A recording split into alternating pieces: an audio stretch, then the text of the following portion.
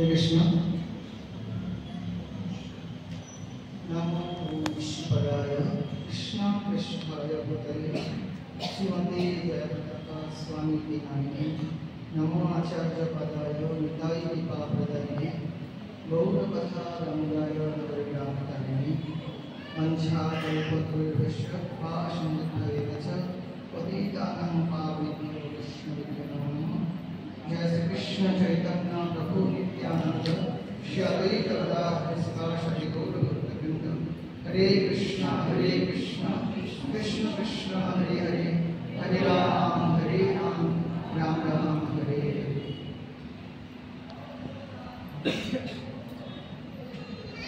आज हमारे पदमाला देव श्री श्रीमद श्री जयप्रकाश स्वामी महाराजेर ৭৬তম পূজা অনুষ্ঠান।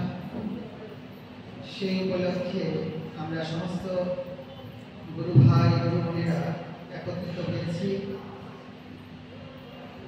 গুরুদেবের গুণকীর্তন করার জন্য।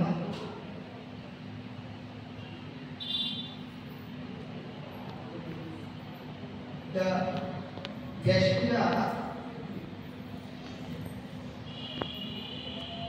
পূজার দিনে আমরা গুরুদেবের বিশেষ কৃপা লাভ করতে পারি, কারণ কারো যদি জন্মদিন থাকে সেদিন কিন্তু সে উদারভাবে কিছু দান করে দেয়। গুরুদেব তো আমাদেরকে প্রতিনিয়ত কৃপা করে চলছে, কিন্তু আজকে যে কৃপা সেটা হচ্ছে বিশেষ কৃপা। এই জন্য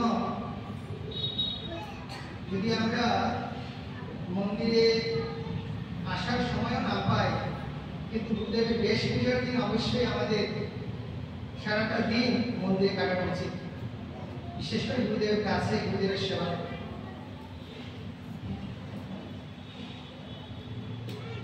তো আমি আজকে গুরুদেবের এই বেশ পূজার দিতে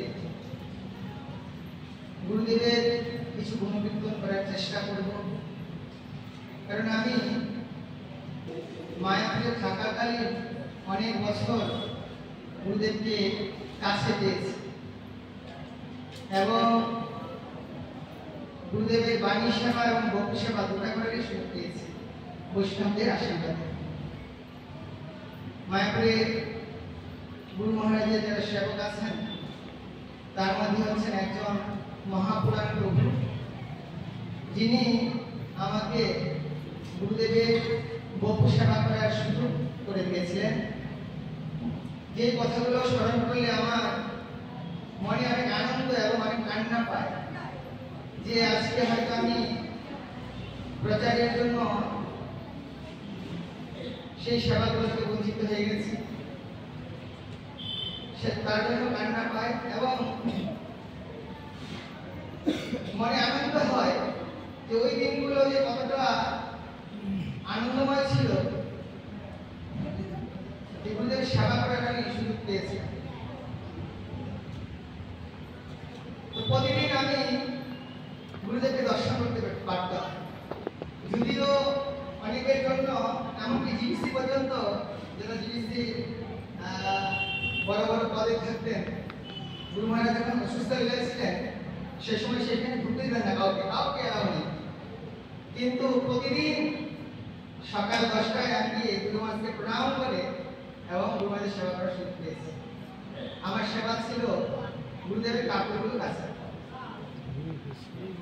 তো প্রতিদিন কাপড়গুলো আনা এবং কেসে আয়রন করে পরে আবার সেগুলোকে গিয়ে দেওয়া। তো এই জন্য আমি প্রতিদিন গুরুদেবকে দর্শন করতে পারতাম এবং আমার অনেকগুলো ইচ্ছা যেগুলো আমি মনে মনে বলতাম সেগুলো অনেকগুলো পূরণ হয়েছে। সত্যি গুরুদেব অন্তর্যামী, অনেক সময় আমরা বলি গুরুদেব অনেক দয়ালু এবং গুরুদেব অনেক বিনয়ী। আমি অনেকগুলো লীলা আছে, তার মধ্যে দুটো লীলা আমি বলবো। 2013-14 সাল আমরা সংকীর্তন প্রচার করে মায়াপুরে ফিরেছি রথের আগে। তো আমরা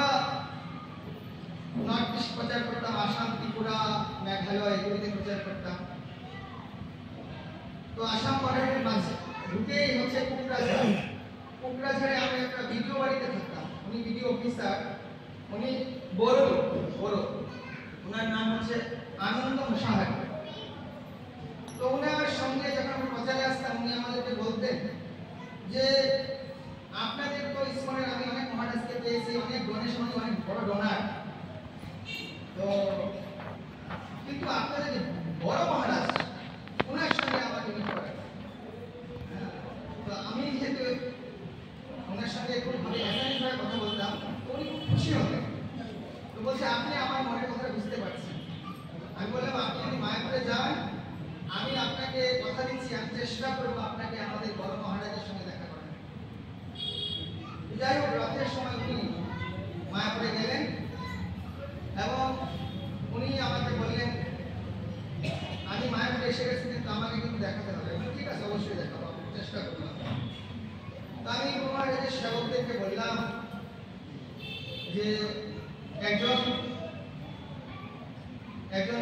ভক্ত এসেছেন, ডোনার, উনি ইসকনকে খুব ভালোবাসেন, ইসকনের অনুগামী, উনি হিতাকাঙ্ক্ষী। তো উনি গুরুদেবকে দর্শন করতে চান। যদি আপনারা একটু সুযোগ করে দেন তাহলে উনি দর্শন করবেন, উনি প্রণাম করে কিছু কথা বলবেন। তো সেবকরা ঠিক আছে, আমরা তোমাকে জানাবো। সকালবেলায় বলেছি, বিকেল হয়ে গেছে, আমাকে আর ফোন করে কিছু জানায়নি। তো বিকেল তখন 4টা নাগাদ বাজে, আমাকে হঠাৎ করে ফোন করছে যে আপনার যে গেস্ট এসেছে ওনাকে নিয়ে আসুন, গুরুদেবের সঙ্গে দেখা করবেন। আমি ঠিক আছে, আমি নিয়ে আসছি। আমি ওনাকে ফোন করলাম যে আপনি কোথায়, আপনার ফোন এসছে, গুরুদেব আপনার সাথে দেখা করতে চান। আমাকে উনি বলছেন প্রভুজি আমি তো নেই মায়াপুরে, আমি এখন অলরেডি আমি দমদম এয়ারপোর্টে আছি, আমি বাড়ি চলে যাচ্ছি। ওই সময় কোকরাঝাড়ে বিশাল বড় গন্ডগোল হয়েছে, নন হিন্দু আর এবং যারা এখানে বড় অনেক ঘর জ্বালিয়েছেন, আমরা অনেকে জানি। তো বলছে এই পরিস্থিতির জন্য আমি চলে এসেছি, আমাকে অনেক কিছু সামাল দিতে হবে, এরপরে যখন কখনো আসবো আমি দর্শন করবো না। এবারে আমি সঙ্গে সঙ্গে ফোন করলাম গুরুমাদের সেবকদেরকে যে উনি তো চলে গেছেন, উনি তো এখন মায়াপুরে নেই। পুরো কথাটা বললাম। গুরুমাদের সেবকরা আমাকে বলছে তুমি আসো, এই কথাগুলো গুরুদেবকে বলো।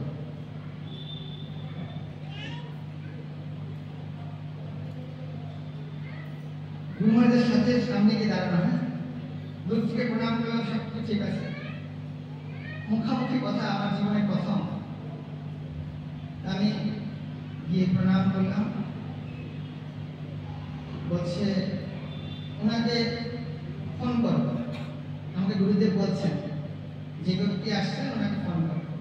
আমি ফোন করলাম, আমি আপনি গুরুদেবের সঙ্গে কথা বলুন। গুরু মহারাজ প্রথম ফোনটা যখন উনি রিসিভ করলেন, বলছেন গুরুদেব আপনি আমাকে ক্ষমা করুন, আমি আপনাকে সময় দিতে পারলাম না, আপনি এত দূর থেকে মায়াপুরে এসেছেন, আপনাকে সময় দিতে পারলাম না, আমাকে আপনি ক্ষমা করুন।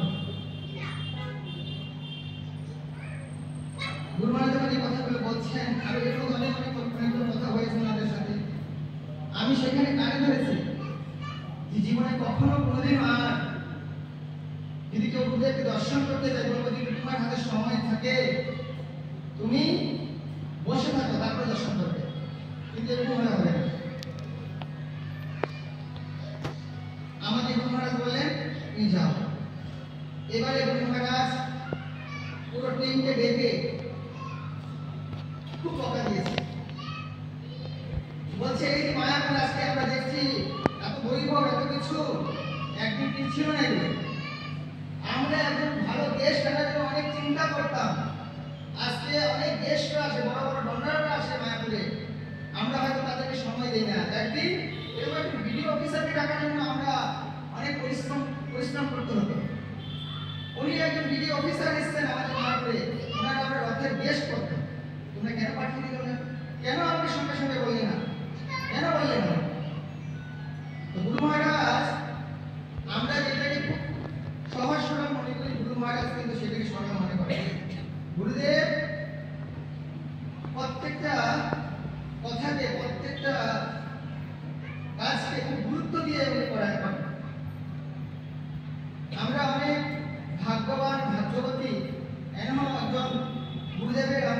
সান্নিধ্যে ভক্তি জীবন করার সুযোগ পেয়েছি। আমাদের গুরুদেব সেইরকম একজন ব্যক্তি যার সান্নিধ্যে আমরা আমাদের এই জীবনটাকে কৃষ্ণ ভাবনার সেবায় নিয়োজিত করেছি। আরেকটা লীলা বলে আমি শেষ করে দেব।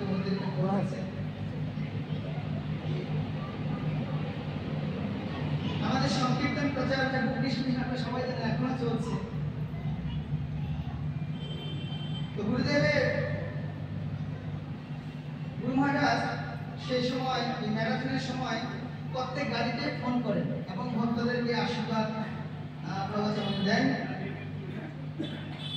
তো কোনো কারণে আগের দিন সন্ধ্যাবেলা আমার ইনচার্জের সাথে, মানে আমার গাড়ির যে ইনচার্জ, ওনার সাথে আমার কথা কাটাকাটি অনেক মানে করে,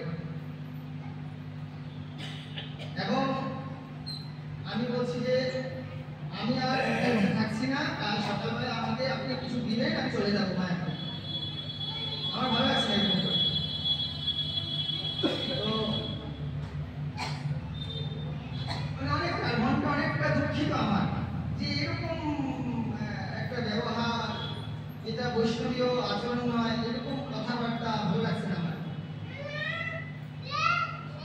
তো পরের দিন সকালবেলায় আমি যেহেতু গণিতের সেবা করতাম, পুজোরই সেবা করতে হতো, পরের দিন সকালবেলায় আমাদের জব কাজ শেষ করে আমি অল্টারে যাচ্ছি আমাদের মন্দির গাড়িতে সেবা করার জন্য। তো সেই দিন সকালবেলায় আমার ইনচার্জ বলছে আমার একটা কাজ আছে, আমাকে শিলচরে আসতে হবে, আমি যাচ্ছি। আমি আর কিছু বলি নাই, আপনি যা করেন। আমার মাইন্ডটা এমনি বেশি। তো গণিতের কাছে গিয়ে আমি সেবা করবো গণিতে। হঠাৎ করে ফোন এসছে গুরু মহারাজের অফিস থেকে, গুরু মহারাজ কথা বলতে চায়। আমার ফোনে ফোন করেছে। বললাম কি হচ্ছে,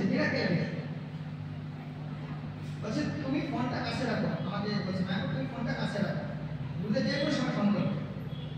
আমি অল্টারের পাশে ফোনটা রেখে গণিতে সেবা করছি আর চিন্তা করছি কখন ফোনটা আসবে, কখন গুরুদের সাথে কথা হবে। গুরুদেব ফোন এসছে এবং গুরু মহারাজ জিজ্ঞেস করছে কোথায় আছো। এবং কৈলাসরে আছে, গুরুদেব ত্রিপুরা কৈলাসরে আমরা আছি, এখানে প্রচার করছি। প্রচার কেমন হচ্ছে? গুরু মহারাজ প্রচার হচ্ছে। তো প্রচারের একটা লীলা বললাম। গুরু মহারাজ ব্যক্তিগতভাবে আমাকে আশীর্বাদ করলেন এবং বললেন যে তুমি চেষ্টা করো সবাইকে জপমালা দেওয়ার জন্য এবং সবাইকে ভক্ত বানাও, তাদেরকে কৃষ্ণ ভাবনামৃতে সেবায় নিযুক্ত করো। জানি না, হয়তো গুরুমুখ পদ্মবাক্য চিত্তেতে করিয়া একটু আর না করিয়া মনে আশা। আজকে যা কিছু হচ্ছে গুরুদেবের আশীর্বাদ এবং ওনার অভয়। তাই আজকে শুভ এই ব্যাসপূজা অনুষ্ঠানে আমরা সবাই গুরুদেবের রাতুল চরণ কমলে একত্রিত হয়েছি ওনার এই শুভ ব্যাসপূজায়। তো আমি রাধা দামোদর গৌরহরি জগন্নাথ বলদেব সুভদ্রা মহারানী সুদর্শনজির কাছে করজোড়ে কিবা ভিক্ষা চাইছি যে আপনারা সবাই আমার গুরুদেবকে আশীর্বাদ করুন, এ জগন্নাথ এ রাধা দামোদর, যাতে করে উনি ওনার শ্রীঅঙ্গে সুস্থভাবে শ্রীল প্রভুপাদের এই প্রচার কার্যকে এগিয়ে নিতে পারেন এবং এই কৃষ্ণ ভাবনামৃতের যে আন্দোলন তা যাতে প্রচার প্রসার করতে পারেন। আমাদের বর্তমান যে ইস্কনের এখন বর্তমান অবস্থা, একে একে করে আমরা গুরুবর্গদেরকে হারাতে বসছি। কিছুদিন আগে আমাদের গোপাল কৃষ্ণ মহারাজ এই জগৎ থেকে নিত্যলীলা কমিশন হলেন। এর আগে অনেক মহারাজরা চলে যাচ্ছেন। তো অনেক সময় ভয় হয়, যদিও বৈষ্ণব বিরহে কোনো দুঃখ নেই, কিন্তু ভয় হয়, কারণ ওনারাই হচ্ছেন আমাদের এই কৃষ্ণ ভাবনামৃত আন্দোলন অর্থাৎ ইস্কনের একজন পিলার। তো এই জন্য ঘরটা তখনই ভালোভাবে থাকে যখন এর ফুটোগুলো, যেগুলো পিলারগুলো থেকে সেগুলো মজবুত থাকে। তাই রাধা দামোদরের কাছে এবং সমস্ত বৈষ্ণবের কাছে আমি কৃপা ভিক্ষা চাইছি, সবাই আমার গুরুদেবকে আপনারা আশীর্বাদ করুন আজকে এই দেশে যাতে উনি সুস্থভাবে ওনার এই প্রচার কার্যকে এগিয়ে নিতে পারে। জয় জগৎগুরু শ্রী প্রভুপাদ।